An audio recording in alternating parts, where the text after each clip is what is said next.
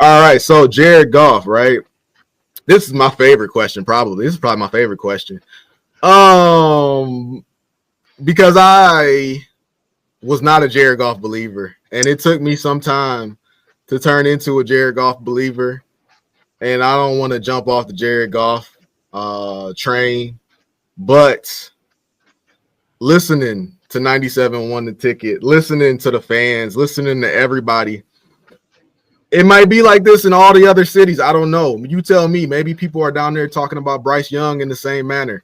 You know, it's still young in his career, so maybe they haven't gotten there yet. But listening to fans and hosts and people who cover the Lions talk about Jared Goff, I couldn't help but be reminded of another player who used to play in this city, who played quarterback, who half of the fan base was tired of and ready to get rid of, and the other half of the fan base was willing to die for this man. And I feel like we've come full circle. So my question is Jared Goff Matthew Stafford 2.0? Now, before you say, hey, I mean, they play two totally different styles. They're two totally different guys. Da-da-da-da-da. It all started with my first question of, hey, I understand that we had to give up Matthew Stafford in order to get Laporta, in order to get Jahmyr Gibbs, in order to get Brian Branch, whatever, everything we gave up to get, and blah, blah, blah, blah, blah. I understand all that. But even I, a true Matthew Stafford hater, couldn't deny that everything we've done in this past 2 years in the postseason, I feel like Matthew Stafford with this team could have done the same. And when I looked at the numbers, here's your numbers, right? Postseason. This is postseason only. This is Matthew Stafford in those god-awful playoff games in his tenure with the Lions. It was the Dallas Cowboys game, and then it was all downhill from there. But the Dallas Cowboys game, that terrible, terrible Seattle Seahawks game, and then we played – who was the third playoff game against in between those two? Tampa Bay? You talking about?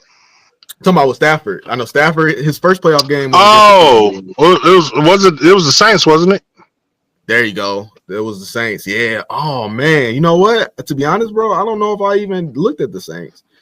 I have to go back and look, but it probably was. But anyway, regardless, because the Saints, I thought he had a good game offensively in the Saints. They just couldn't stop the Saints. We still lost. Well, shit. I mean, Jared Goff had some good games. We still lost. But my point is, I wish. Oh man, I got to go back and look at these numbers. So yeah, I'm not sure I got the Saints. It could be this game though. 380. Okay. You know what? Maybe I do. Maybe it's this game right here.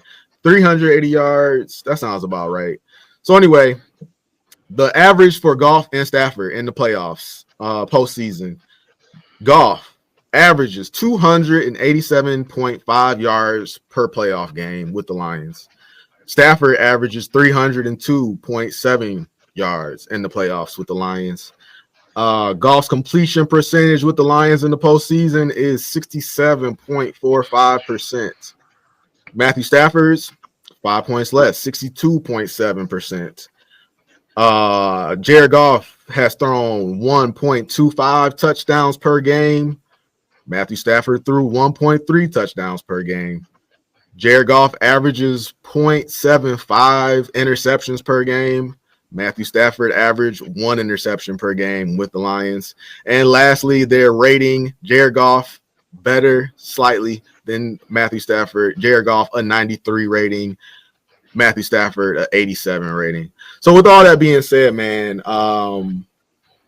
is Jared Goff that much better than Matthew Stafford in the postseason?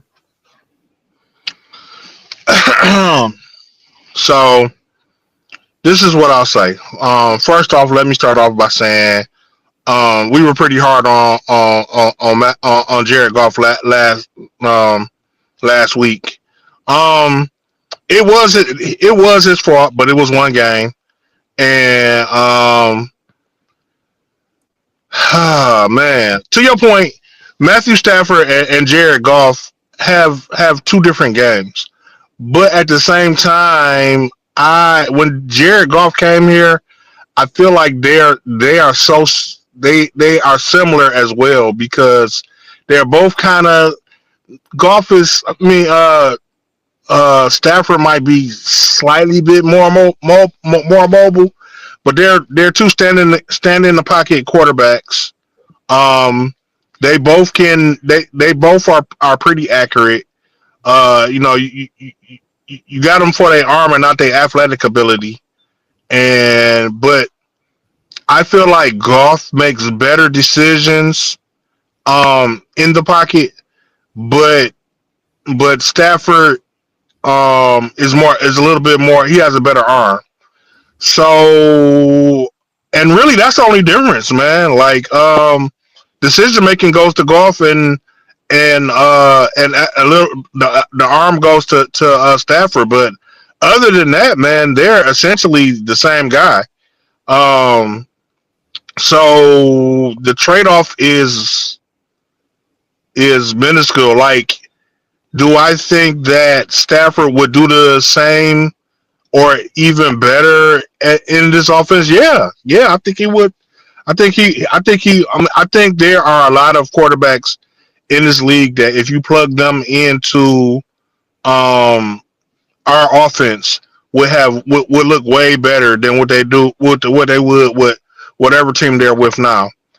But the thing about Goff is that I'm with you. Over the years, he had to win me over, and his decision making when he's not panicking and having a bad game and throwing 5 interceptions, his decision making has turned out to be elite. Um, and I lost track of what I was saying, but his decision making has turned out to be elite.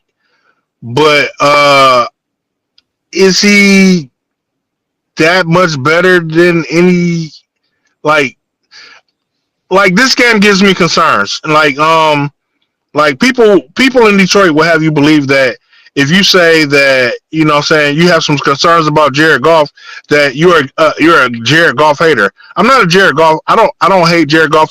He's proven that he deserves to be here. He steps up. The team loves him. You know what I'm saying? He's a leader of men. You know what I'm saying? Those are rare qualities, and he's a good decision maker. But you know what I'm saying? Do I have concerns? Yeah, I do. I do have concerns. Is he Stafford? Maybe. Uh, Yeah, I mean, what I will say is, Stafford is going to spread those interceptions out amongst 4 and 5 games, and Jared Goff is going to give them to you all in one game. Listen, I like that because listening to people